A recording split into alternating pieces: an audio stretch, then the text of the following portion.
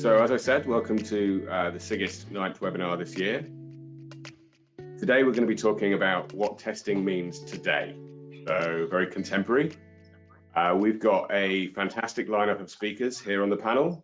I'll introduce them first of all. We've got Ileana Herrera, who works at JB Knowledge and is a QA lead and Scrum Master and a very active part of the community in Argentina. We've got Maaret Pyhäjärvi, who is the most influential Agile testing professional in 2016 from Finland and is an exploratory tester extraordinaire.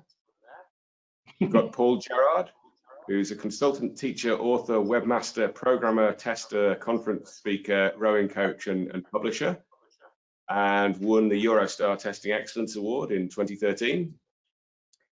We've got Alexander Pushkarev, who's been working for 10 years in IT and is currently a senior software engineer. And last but not least, we have Parveen Khan, who's a senior test engineer at Square Marble Technology and has spoken recently at our event as well. So welcome back, Parveen. So before I get going, just in case people leave before the end, I just want to cover a couple of upcoming events. So on the 3rd of November, we have quite an exciting event. So we're talking about testing apprenticeships. The way we learn about testing has changed a lot since I became a tester, for sure, when it was kind of a 3-day course and then you're in. These days, there's modern apprenticeships, which the government is incentivizing significantly at the moment as part of the government jobs plan in the UK. So we're going to have a professor who specializes in software testing education. We're going to have a specialist in the technical testing apprenticeship track. And we're going to have 2 apprentices, a hiring manager who has apprentices and a hiring manager who doesn't have apprentices. And we're going to be picking apart the course content and what it's like being a testing apprentice, the highs and lows of it. And we're also going to launch the BCS SIGIST Testing Apprentice of the Year Award, which will run, I think, until February when we have National Apprenticeship Week in the UK. So a week after, oh no, just 2 days after that, in fact, we have another webinar, ISTQB and Cracking Software Testing Interviews. We have a speaker who's an expert in that topic who will be drilling into that for us. And then on the 22nd of November, we have a workshop with the Association for Software Testing, I guess our equivalent international body. And we're doing a peer workshop on testing and society. That is limited attendance. If you're interested in attending that, please see the Tester, our regular magazine, or contact me through BCS or through Twitter. You'll see our Twitter handle at the bottom of the page. If you want to find out more about SIGIST and everything we do, you can Google BCS SIGIST. You can search in LinkedIn. You'll find we've got a LinkedIn group. We've got a YouTube channel for BCS that the video of this event will go on to as well. Okay, so I see we've got quite a few attendees now. So I'm going to stop sharing my screen and get ready to ask the speakers what testing means today. There we go. Okay, so Maaret, I think we'll start with you. So what does testing mean to you today?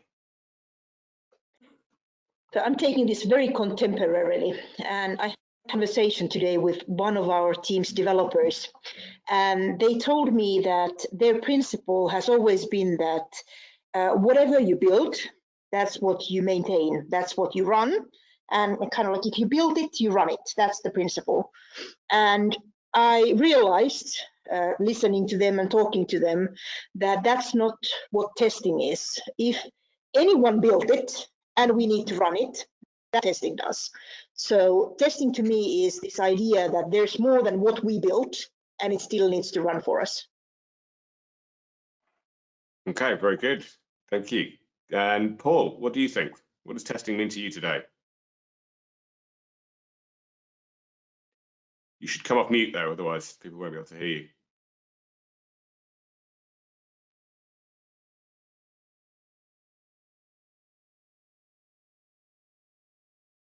No, not hearing you. Yeah, oh yes, now we hear you. I don't know what's going on. I think, in my opinion, testing hasn't changed. If you like, the questions that we have to answer have not changed at all. And our responses may be evolving over time, but the essence of what we do is no different now than it was when I got started programming nearly 40 years ago.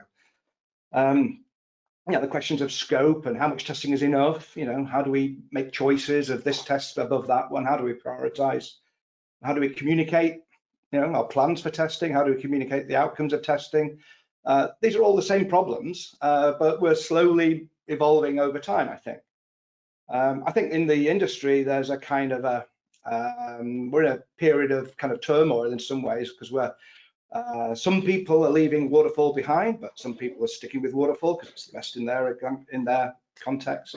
Agile, we're 20 years into a 40-year journey, because I think we're still only halfway to agility. And then continuous delivery and DevOps are kind of coming up very quickly as well. So we've got these three different competing approaches, and no one does pure waterfall, pure agile, pure continuous delivery. We all do some kind of hybrid. So one last thing on tools and technology. I think we're in a period where the vendors are trying to sell the concept of machine learning and AI. I think some are making some progress, but I don't think testers are having much say in this. So we need to shout out about what we think we can get out of machine learning and AI. I'm done. One question. Do you mean testing vendors are saying they can do things? Testing tool vendors. Yeah. Got it. Okay. Great. Okay. Ileana, what do you think? Well, I haven't been in the industry as long as Paul. I've only been around like 6 years. And for me, the concept of testing is the concept that Paul mentions, where, tester tests, but there has been a shift where not only testers test, because testing is, a sole activity, and there's a difference with quality assurance and building quality in. And most of the time, both of them get confused. So when you're specifically talking about testing, and you really want to refer to quality assurance, and it is important that people understand that it's not just the tester's role to test, it's that everyone in the team can participate from their own experience to build quality in. And yeah, we've been changing. A lot of companies have been moving from waterfall to agile, and it's true, no one does 100% agile. So you have fragile and all the different combinations that come from waterfall and agile itself. But it is really important that we understand how important communication is, because it's not just about raising bugs, it's about communicating them, properly communicating them, and understanding that it's not our job to break stuff. And that is an old concept. We're not breakers. Well, that's a concept that I personally like to advocate to. I used to say I was a breaker, but then I understood that it's just about looking where failures might be, communicating those failures or possible failures, so that the entire team knows what to fix and how to fix it. So basically, everyone can test. Great, thank you. Okay, Alexander, what do you think? What does testing mean today? Yeah, well, I also haven't been that long in the industry, but I also do have an impression that testing hasn't changed that much.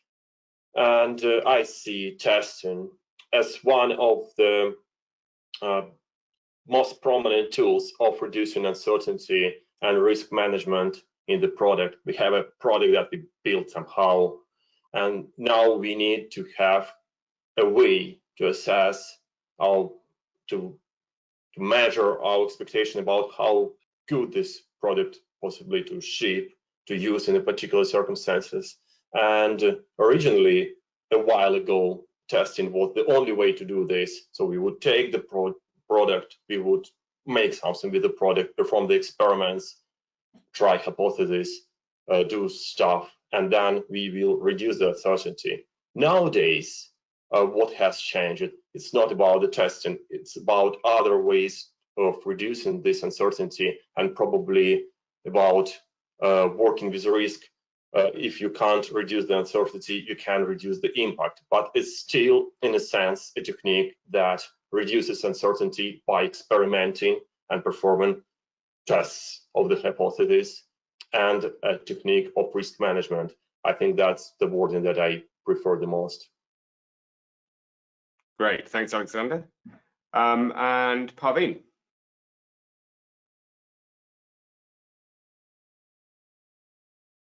Oh, we're not hearing you for some reason. You're on mute.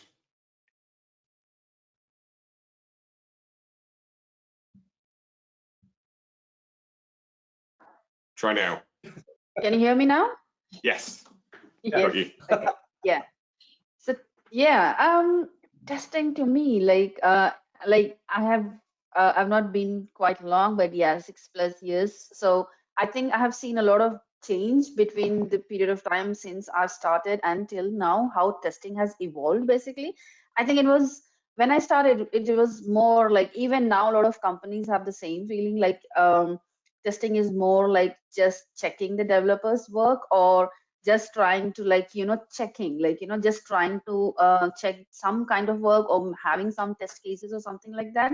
But now it has evolved a lot, and it's became more of, like, trying to, I think a lot of companies, a lot of teams are trying to adopt, like, testing is whole team's responsibility, and trying to, like, build the build the quality culture based on that, like how we can how testing can become, like how developers can do their testing, and what kind of testing they can do, and how testers can help them improve the quality of the code.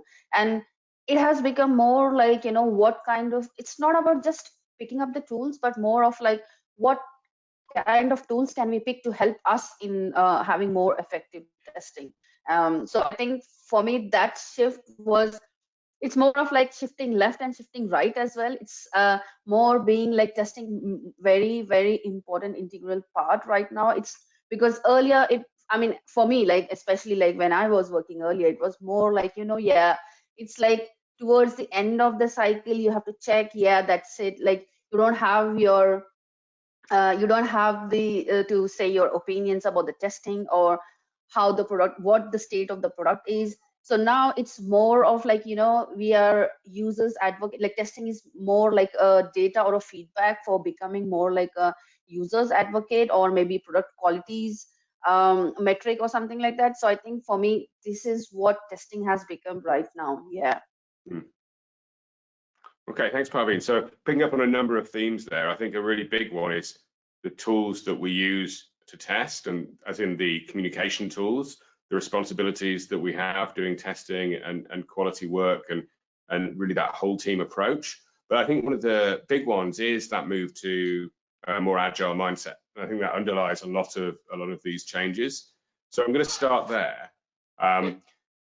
In terms of Agile, are there times when you don't use Agile and you don't recommend that Agile is used for testing, and that people use more waterfall approaches? Or do you always go down an Agile route? I've got no mechanism to get you to raise your hands, like, virtually. So if you want to respond to that, could you, like, literally raise your hand? Thank you. Okay, cool. So I'll go to Maaret first. So I don't think this whole select one or the other is a very relevant question in general. Like, I don't select between a waterfall and Agile. It's sometimes we do projects where we have hardware, for example.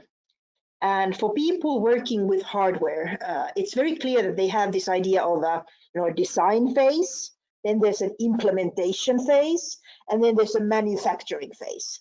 Whereas when you build that hardware, the lead times, the times of getting something out of the factory, they can be really long. That's not what software is.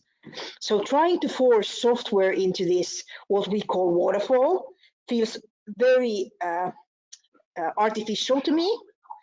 So I think to an extent we've been doing incremental, and whether we want to call it Agile or not, at least personally, I'm very tired of the word Agile nowadays. I prefer to be a little bit more specific on the principles that I'd like to use, like things like kicking out the product owners. That's what real, good work looks to me right now, or having pretty much anyone do the best job they can, regardless of where the role kind of divisions are. So for me, I think the main change that I've seen, like I didn't talk about the change earlier, is that in the past we had people like Paul who started off as a dev. I started off as a tester. And like we started having this separation of roles, and now we're having people who are developers and testers at the same time. So it's kind of like converging back. And I think this is what Agile actually brings us. It's this whole idea that in the world we are now growing professionals where the box isn't limiting you, it's just enabling you. So it's kind of like a standing point where you start from, whether you call it a tester or developer. I love that idea. Definitely people have become more cross-skilled. What do you mean by kicking out the product owners? Yeah, New one. I talk about this in various talks a lot, that this idea that in my previous place of work, well, I changed recently jobs, so I'm now only in the process of kicking the next product owner out. He's probably listening to me right now, bye-bye. But what we did basically is we agreed on an experiment without working, without product owner, having directly contact with the millions of customers we had and the customer representatives, and it made us almost 4 times more effective. So this whole kind of like idea of how those are kind of bottled up into a funnel, the motivational aspects of having direct customers is so powerful that it turns kind of like ordinaires, people who follow orders, into actual engineers where they care for the customer and they can innovate solutions that no one knew to ask for. So I'm trying to kind of build that type of an organization where people care enough so that they don't stick to a role. Sometimes the product is the Agile representation of the thing that I need to get rid of, or at least move to sidelines. Fantastic. Okay, Paul, I'll go to you next. Oh, okay. What was I going to say? Well, one of the issues we have with Agile is that many of the original signatories to the Agile Manifesto have kind of looked at this current state of play with Agile and are very disappointed with it, in that it's kind of drifted away from the original kind of principles. Now, in that respect, I think the reason for that is people are trying to squeeze Agile into organizations that are never going to be Agile. And the whole safe, a scaled Agile framework, whatever, people say, well, that's just not Agile at all, and it's walking away from the original principles. And so I think people are a bit driven by what's required. They're less driven by what's required than what vendors and consultants and advocates of their own methods are actually promoting, if that makes sense. So we're being kind of dumped on yet again as a and I mean developers too. I mean, it's not just the testers suffering in this way. So to me, agility is where you can be agile in a waterfall project. So you can still have daily stand-ups in a waterfall project. You can still have, because it's all about rapid feedback. So when you discover issues in requirements, you don't need to wait until the end of a requirements phase to say there's a problem here. So to be honest, I think agility is something that's all pervasive, and it's not a process or an approach. It's more a philosophy. It's an attitude of mind, and we should just bear that in mind, because I think that's closer to the original idea, spirit of the manifesto. So again, I'm with Maaret here. I don't think you choose waterfall or agile or continuous or something else. You use what's useful to you at the time, and this is a decision that's made by your team. It shouldn't be here's a project, you must use agile. I don't think that's the right thinking at all, if that's okay. That's okay, definitely. Okay, Ileana, I think you had your hand up next. Both of them.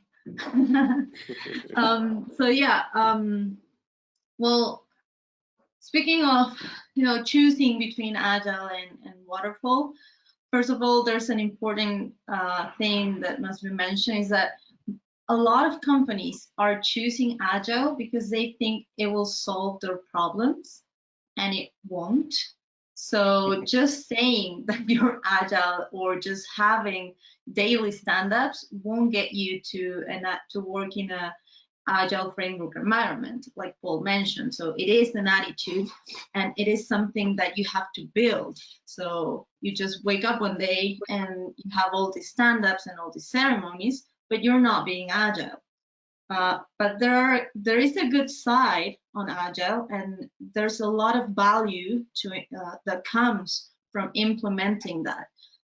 But it also depends on what kind of project you are. So I basically defined, well, not myself, but identified 3. One is the size of the project, the complexity, and the interested parties.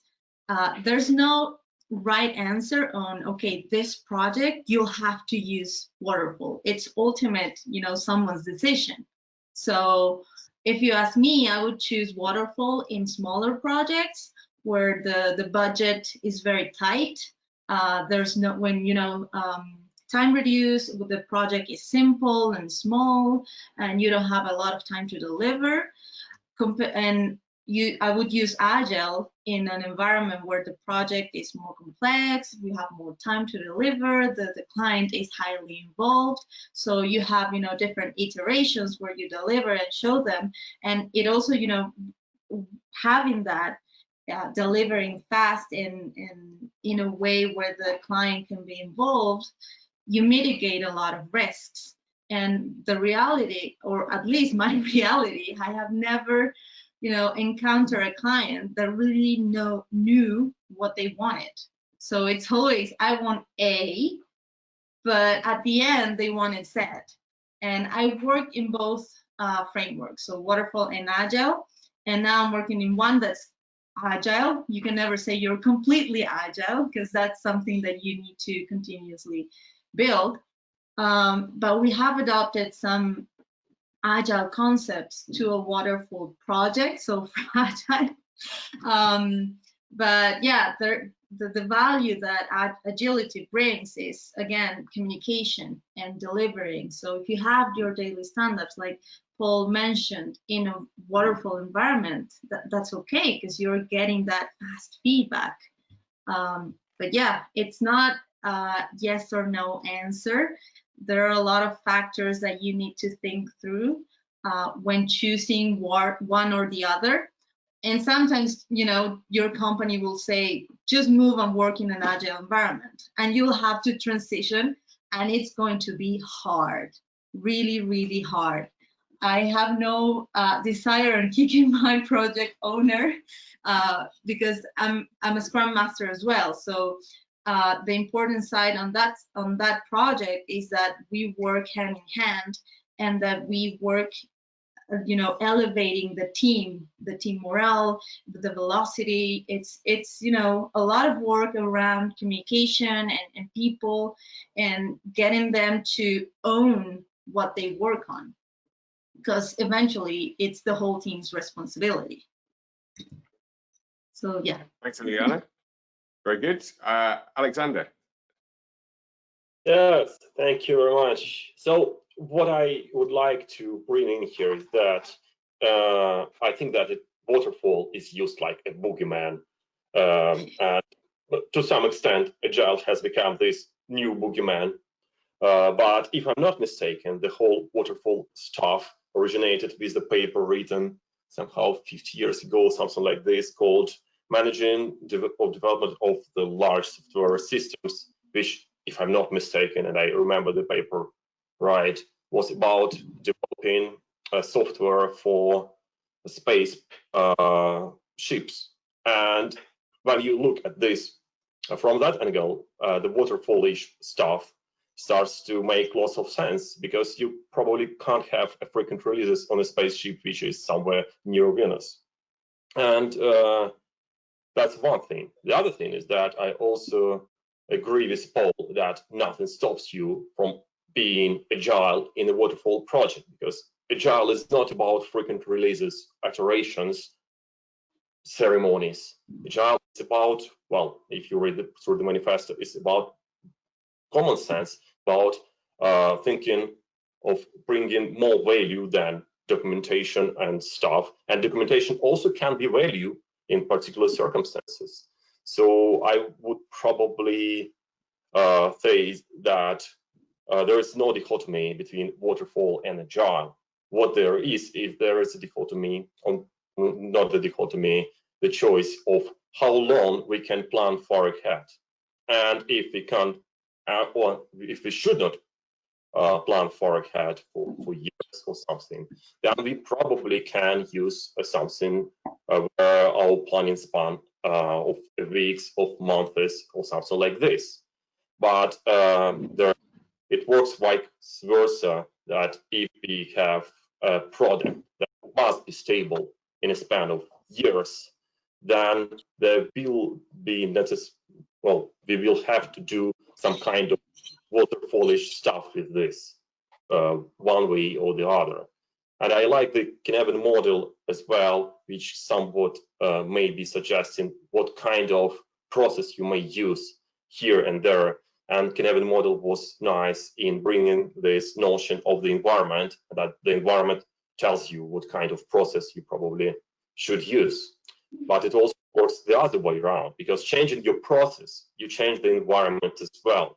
And if you have, for example, kind of messy environment with a team that is not working well together, then moving to a more stricter process, to a more waterfallish, if you like, process, you can help the team to be more efficient, at least for a time. So I think that it's also agile when you choose between more agile-ish and less agile-ish approach, and there is no contradiction here. Got it. Okay.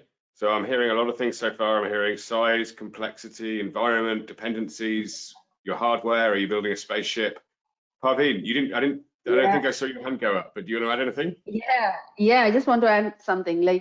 So I think choosing between waterfall and agile, I think we don't have a choice, but I've worked in waterfall and agile, and now I think I'm working in a very different setup. So for me, I think I really like saying that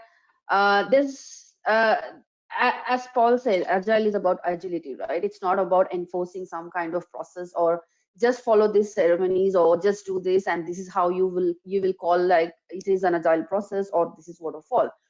So I think for me, I really like the way of working where what process works for the team, because it all choosing between waterfall and agile completely depends upon the context of the team, context of the project, or where you are with the project and on which level you are on. So I think it depends a lot on that. So I think so working on two different waterfall and agile, and now working in a different setup where we are trying to work out based on our team what works for us, what do we need to work together. We need visibility and we need collaboration. What does what kind of things might work for us, for example, if we have stand-ups for creating visibility of the team, okay, we'll go for it. But you may call it as agile or half agile, whatever you call it. But I think it is about picking up what works for you and trying to work it out, and which helps as a team. Because again, for example, if you pick up all the ceremonies back, I don't know, whatever we have all the ceremonies with the agile, enforcing all at once together and not being able to being very productive and working collaborative with the team, it doesn't work much better. I think picking up what works for a team and introducing one at a time, that works better. So again, you call it waterfall, you call it agile, or you call it based on whatever team process you work on. So I think choosing, this is what I feel like in terms of agile and waterfall. Sometimes we don't get to choose. Yeah, Maaret, I saw your hand go up quickly there. Did you want to respond to something quickly? Yeah, so I just wanted to comment on this idea that we keep talking about these very abstract concepts, and they never look the same in two different companies. There's no such thing as waterfall. There's no such thing as agile. We should be a lot more specific on the things we enjoy, the things we think are working for us, and the things we think are not working for us. And I also wanted to respond to Ileana on the not kicking out product owners. I'm sick and tired of having 5 managers for 1 contributor. I am sick and tired of this world where agile means we get the normal managers and we get the scrum masters and the product owners, and they're all managing my work as a tester. I can manage my own work, thank you. And now let's talk about what is the value you're actually providing as a professional in that team and what the practices look like. So I just wanted to kind of say this very kind of directly, because this is what I face in everyday life after 25 years in the industry. Yeah, That's great. And I understand. It's you know, project managers and scrum masters. It's the idea of the scrum master. It's the same as, you know, applying an agile framework to with a team. It's like you do this and you'll be agile. You have a scrum master and he'll do this. You have a product owner and he'll do that. So I said personally, but I do, you know, understand where you come from. And thank God my my project manager is nice and she advocates for the team, not just saying you have to do this, you have to do that, because otherwise I would be in the same position that you are. Take care of that stuff Okay, myself. I'm going to move us forward now, and I'm going to get specific, as you were suggesting, Maaret, because I want to talk about the different specific approaches that are used to testing in industry today, whether it's agile and waterfall. What are the approaches that you identify with or use, and how do you think they've changed, if that's relevant to you? I'll go to you in the order that you raise your hands. Somebody wants to get it started? Go on, Paul. If no one else will, we'll be waiting a while, I think. Okay. Right. On my thinking of how we test has changed over the past, I don't know, several years, let's say. And 4 or 5 years ago, I thought we're doing it all wrong, in that how we think about testing is how we think testing should be is a challenge for us, because we seem obsessed with what I will call logistics. And logistics are the choices you make in process, whether you're agile or waterfall, that kind of thing. The choices you make with regards to organization, if you're a bigger team or a smaller team, the choices you make whether you document stuff or not, what technology you use to run automation, you know, these are all logistical choices. And we seem to obsess about all these logistical choices, when in fact, I think the underlying thought process is what's really, really important. So what I did then was I said, let's separate the testing thought process from logistics. And if we understand how we need to think about testing in a better way, I don't care what the logistics are. I'll make choices because I know what needs to be done. Whereas if we go into an environment and say, well, I'm an expert in Selenium, therefore the tool is Selenium, it's like every problem, you know, it's like if the only tool I've got is a hammer, every problem looks like a nail. And we too often do that. So if we are waterfall, structured, documentation kind of culture, that's our culture, we tend to take that everywhere. If we're exploratory, you know, on the other side of the fence, everything looks like something we can explore. And that's not the way to do it. You have to start from what is the problem we're trying to solve. And I don't think we think clearly enough about that. And that's my kind of soapbox for the day, but also that's how I drive everything I do now. So I think I've got a much better understanding of testing than other people, simply because I can take away all the, dare I say, crap that we don't need to worry about at the initial stage. You know, whether we should take an more exploratory or a more scripted, documented approach. I don't know. I don't have any preconceptions at all. So anyway, so that's my pitch. So my answer to you is, show me the project. I'll give you an approach. You know, I can't tell you ahead of time what that approach is. That's kind of what I would say. Okay. Anybody got any thoughts on that, Maaret? Well, actually, not a thought on that, but I like on the general topic here. I was just thinking maybe the one go-to thing that I have nowadays that is a very specific thing is building these email networks. So we have that kind of like, you know, these ceremonies or structures or whatever kind of agreements we have on showing up in particular kinds of meetings or having particular kinds of responsibilities. But I find that this building of and enabling these informal networks where people really meet on the coffee machine or virtual coffee machine nowadays, it's a really, really important way of managing things and taking things forward and getting kind of people to take ownership of doing the thing rather than having someone tell them what's the work that needs to be done. So I found very useful technique that I used, which was called thrice levels, where you basically identify kind of like 3 different levels on how you operate, and then using informal networks to facilitate this, and making sure, you know, testers talk to testers, and you know a little bit of what others do, and testers talk to it's not only in your own team but in your organization. I find that it has almost like magical power, and things just start a lot better.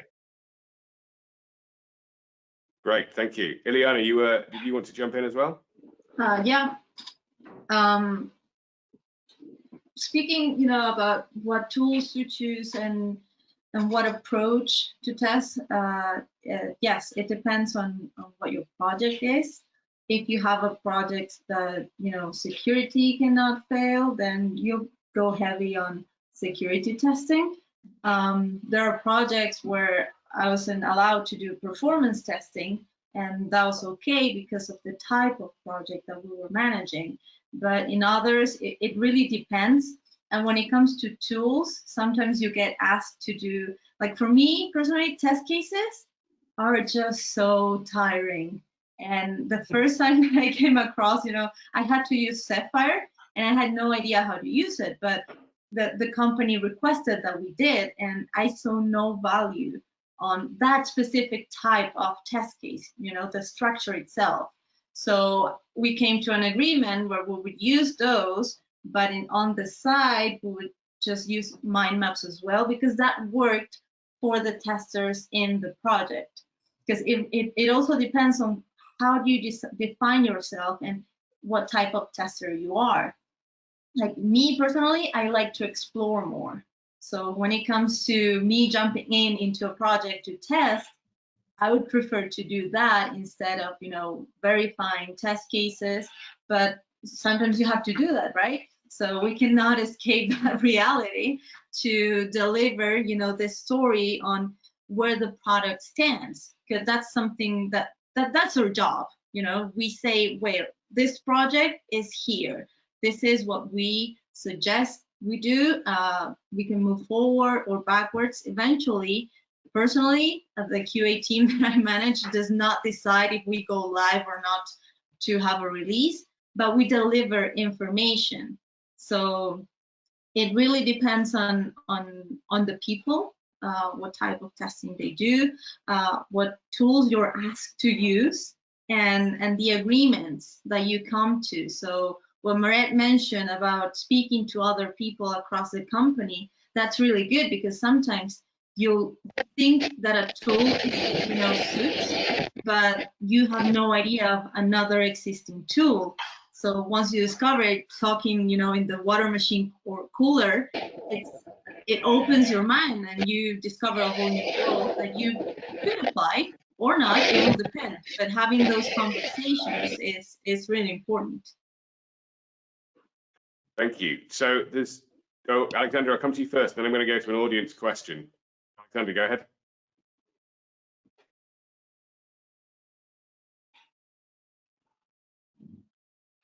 Alexandra? Right. Yeah, sorry. Speaking on mute always helpful. So I have a couple of approaches. I try to prepare an answer for this question, but those are not official approach names. The first approach that I encountered in my professional life was testing as a cheap compiler and static analysis replacement. And probably, if you've been in a profession for a while, you encountered problems when you get something to test which would not compile or start of something. Now we get past through this, and there was an approach of testing as a demonstration that something can possibly work and tick boxes like through the critical test cases. I believe that it was now moved to developers when they do demos, Scrum ceremonies or something. And what I personally have some problems with, but there is a demand in some organization as a tester, as a gatekeeping, where we want testers that would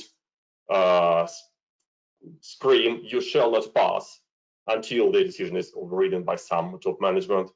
What I'm trying to come up with here is that unfortunately, or fortunately, we as a testers do not define how we do testing.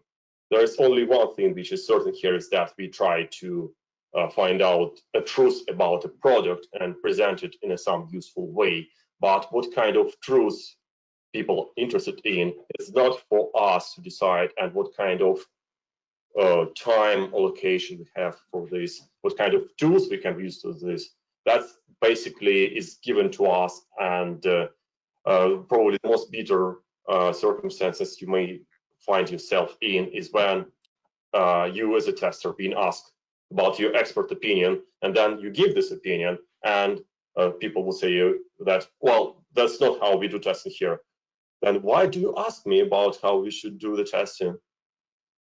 And yes, so testing is probably serving a project and helping this project to achieve its goals in the best possible way. How it's going to be done, well, I don't know. Probably need to have a very big tool set to be flexible, agile, and helpful. Thank you. Okay, I'm going to go a bit left field now and go to an audience question, and then we'll progress going back to what testing means today. But there's a really good question here. What do the panelists think about cultural intelligence, which the person asking the question says we never hear about in these conversations? How can there be true agility or diversity without having cultural intelligence and people being taken seriously? Anybody want to chip in on that one? Sorry, what was the term? That one up first before I answer. So cultural, was it cultural intelligence? Sorry.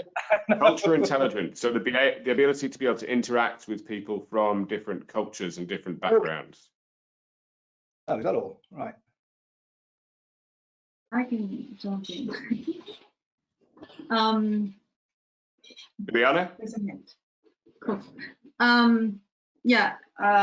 Well, nowadays we have, everyone's working from home, and there are a lot of companies that have projects where multicultural teams are involved, and there is a reality that there are certain things that for culture A might work a certain way, and for culture B it might work a certain other way, and behaviors and how they interact with others. And personally, I had to face that. I had to work with a team from Argentina mixed with team members in Ukraine and Belarus. So the two completely different cultures. And there were times where we thought, hey, why are these people not participating? Because if you haven't been to Argentina, and I'm not saying that every Argentinian is this way, we are more open or warm when it comes to sharing. And for the team members in Ukraine, it was a bit hard. They would just say yes or no, or retrospectives. They wouldn't raise their concerns because they had concerns. But for them, it was like, no, I cannot raise this because eventually they told us I didn't feel safe. So this is where not only understanding how cultures work comes in, but also mental health and psychological safety. And Gita Kikgar has a lot of input on that, so you can go and check her information, because once you understand that not everyone thinks the same way you do, doors open. Because I used to think that, like I do this a certain way, so that must be the only way. And it's not like that. And that's where team collaboration comes in. And for me, it's really important to take that into consideration, especially when you're building a team and you want that team to collaborate and cooperate towards, the end goal that, of course, should be known by everyone. And that's also when Scrum Masters and POs come in, because sometimes you just get tasks. And just doing a task doesn't give you the sense of the bigger picture. What is it that you're doing? What is the end goal? So for me, it's really important, and I've worked across projects where that was not taken into consideration, and it really was not comfortable, and others where we had the chance to participate and advocate for the team and build that trust. So, yeah. Thanks, Ileana. So I'm going to now go to back to one of my questions about what testing means today, and then I'll try and take some of the other audience questions. The ones that we don't get to, please keep asking them. We'll try and answer them after the event. We usually put them in the Tester, our regular magazine, and we usually ask the panelists to help contribute. So please keep asking questions, even if we don't get to them live. So one of the questions I wanted to ask was, how has testing changed during your career? And some of you have already said you don't think much. Some of you have said other things, and I just want to drill into this a little bit. So who wants to go first? Yeah. Oh, Maaret. Maaret, Paul, and then Parveen, I think. Maaret? So I look at this from a personal perspective. I believe Paul might be right that the industry is still expecting the same kind of things out of us. But from a personal point of view, there's nothing in common with the tester I am today and the tester I was 25 years ago. There's nothing in common. The whole testing in the end, where you are fighting the windmills of getting even your voice heard, I don't do that today. The whole discussion that Alexander here mentioned, where testers just provide information and someone else decides, I don't do that today. I actually make those decisions with the other people. I'm one of the stakeholders. I participate as a full member. So I feel there's a lot more respect, there's a lot more power, and I've been kind of summarizing this as in I've been given more agency, like I have more ability to move myself in the space of testing. And I feel organizations thinking of testing as something where, you know, testers are developers as well, are allowing more agency in testers. And I think that has tremendously changed. And maybe it was Paul started before me and he started as a developer. He had that in the early career, but I definitely did not experience the freedom or choices early on in my career. And I feel that companies are now allowing it a lot more, not just for me, but also for the new juniors that are joining me in, at least in my company. Great, thank you. Paul, I'll go to you next. I kind of still think of myself as a developer, I have to say. And that's when I started, I was a developer. There were no testers in sight for about 10 years. I never met one. I mean, they didn't exist in my world. So this was in the 1980s. And then I think in 1990, I was working on a project, and then there was an external company doing the development. And I was asked to write a test strategy. And I thought, what the hell is that? So I had to sort of figure it out. So I bought a book by Boris Weiser and basically stole some of his ideas and put them in a document. And then people said, that's the best test strategy we've ever seen. It was crazy. Anyway, I think what's happening today is we're moving away from testing as a role to testing as activity very quickly. And the tester in the team isn't, and I think this was mentioned right at the beginning, the tester in the team doesn't own testing. So you're not accountable for the testing in an Agile team, let's say. However, no one is going to think about test strategy except the tester. No one's going to think about necessarily, addressing risk, about thoughts on coverage, all the traditional test leadership, test management kind of issues that we would have with the team. And so I think what the change that's happened is testing is becoming a more generalized kind of skill, and in our teams we have to lead on testing. So again, the other thing that I've been working on recently is testers as leaders, in that when a testing issue comes up in an Agile team, it's the tester who's going to have to answer it. So you have to be more, you need a broader education, you need to be more influential in your teams, you need to coach and mentor developers, users, whoever in your team, and so on. So it's a much broader role, but not necessarily focused on testing. You are, and I don't know what you call it. I don't like calling it QA because I prefer not to use the Q word, but I think what's happening is we need a new generation of testers who will take ownership of some of the problems that developers, users, whatever, cannot take, which is the assurance, let's say, without the Q, assurance of the system, and most of that effort is required for effort in testing. So I think we're becoming more coaches and mentors rather than technologists, if that makes sense. It does, yeah. Okay, Parveen, you had your hand up? No? No? Yes? No, you do. Oh, you're not coming through. Your audio is. I don't think you speak. You're muted on here. Try now. Yeah, I was muted by you. Yeah. So yeah, I think for me, like as Maaret said, like she's like as she mentioned that she's not the same tester as like from 5 years ago until now. Like for me as well, like I see the same thing. Like it's even if it's not. Parveen, your audio is really bad though. I can't hear you very well at all. Well, should we come back to you in a second? Yeah, sure. Can you hear me now? It's really tinny, really inaudible. Anybody else want to jump in on other approaches? Okay, that's fine. Okay. I don't know. I have some. If you have another headset, Parveen, we can maybe come back to you. Go ahead, Alexander. Yeah, thank you.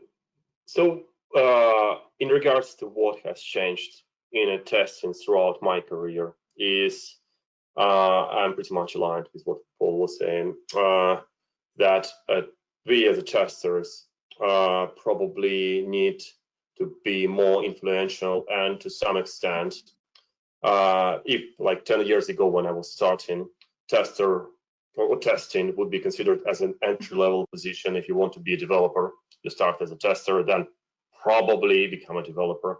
Nowadays, I would say that we, thanks God, has passed this stage, and we probably have more expectations of a testers. So we expect that tester would be able to make product decisions, to speak with product people, to be doing testing, coaching how to do the testing, the rest of the team, and also be able to help with some technical challenges about how to make the code more testable.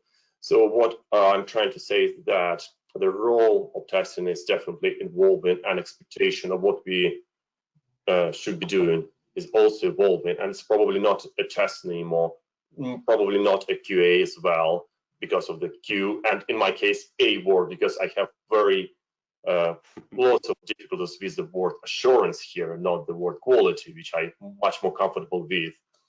So I don't know what should be the name for this new role, but the role has changed. It's still about the quality, but less about gatekeeping, ticking the boxes, and more about helping the team to be able to achieve this Q word, or at least come closer to this. Okay, so we've got another question I'm going to go to, which is quite relevant to the whole conversation about roles, which is, isn't what matters the metrics that the whole team achieves, rather than how we define the individual roles? I've paraphrased that a little bit, but what do you think about that? If people are measured, teams are measured based on what they achieve, rather than spending too much time focusing on what different roles mean? Okay, sorry, I'm trying to consume the question. Could you please help me to understand what is actually being decided, and what and how this achieved is measured, in which units it's measured? Well, it's kind of a hypothetical question. I've just got 2 sentences in the question panel. Maaret, I'll go to you. So I remember early on when people wanted to see how many bugs I reported. I was definitely measured as an individual. That has happened to me. Whereas now I'm definitely measured on the lead time and the improvement of lead time and the fail rate in production, like the whole team is. Like the accelerate metrics, that's kind of the type of things we look at right now. And if anyone would try to look at my bug report numbers right now, it would be kind of silly because I do my best to avoid writing any. So I think the shift definitely is towards the whole team, but it doesn't take away that we need particular contributions to be successful in the overall metric, whatever that is for the whole team.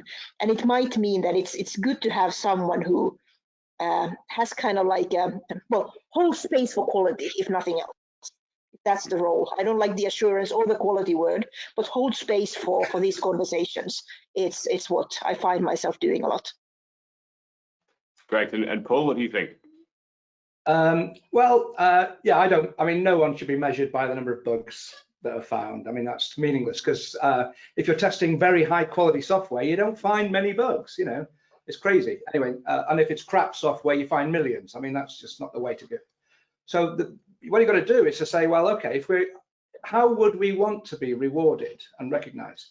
Well, we need to look at the quality of the work, and there I've used that word. But what is the work? What is our deliverable? What are we actually doing that has value? Well, it's about information we provide, and that information we provide is for other people, usually other people, to make decisions. And so the value of what we do should be measured in the confidence that people make decisions. Now, again, it's a very airy-fairy kind of thing. You can't count this stuff, but if people see testers producing good information that allows them to accept software, to release it, deploy it, whatever, or to reject it, to pause the project, to give people more time to get the bugs out, or to abandon the project completely. All these are possible outcomes, okay? But those decisions are not made by testers. So the value of what we do is basically the confidence with which people make decisions. Now, that's a very unquantifiable thing. However, I can't think of anything better than that. You know, it's like we're providing, you know, we talk about providing peace of mind. Well, the peace of mind comes from people making decisions on good information. And that's, you know, I think that's where we come in. That's great. Okay, so I think we've probably got 1 minute left, and I just want to address a quick fire round, because we've got several questions about skills in terms of the skills people should focus on learning, either to get into testing or to develop themselves. So maybe if I can just do a quick fire round and just get one thing from each of you, that'd be great. Stick your hand up when you're ready. Maaret. Seeing versatile problems. Great. Who's next? Ileana. Effective communication. Right. Paul or Alexander? Alexander? Yes, I believe critical thinking is something which is extremely important, although it's not a skill, I think, or a skill. Well, you're going to get 3 from me, but it's only 4 words. So thinking skills, first one, you know, testing thinking, communication, and influencing. Great. Okay. So I did have one of the logistics question. Will this be recorded and posted anywhere? It will be, yes, it will be. It will be sent out to our members on email and will be on the BCS YouTube channel. It might take a week or 2. And just to say thank you to all of our panelists, Alexander, Paul, Parveen, Ileana, and Maaret, but also the committee members who have helped put this together, Gita Malinovska, Michael Harris, and Jonathan Wright. Thank you as well for your help in running this. And just a final reminder, our next event is on the 3rd of November at 6 o'clock, and we're focusing on testing apprenticeships and launching an award for young people learning about testing in the UK. So thank you, everyone. Thank you for the great event. Thanks. Thank you, guys. Really enjoyed it. Bye.